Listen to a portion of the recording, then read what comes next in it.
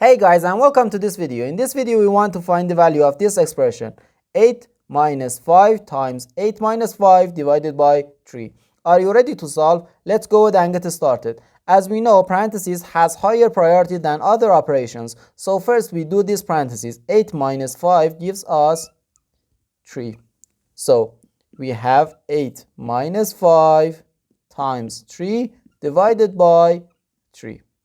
And now we have one subtraction, one multiplication, and one division. As we know, multiplication and division have higher priority than subtraction. And also, multiplication and division have equal priority, and we have to work from left to right. So first, this multiplication. 5 times 3 gives us 15. So 8 minus 15 divided by 3. Now we have to do this division. 15 divided by 5 gives us 5. So we have 8 minus 5. And 8 minus 5 is just 3. So our final answer to this problem is just 3.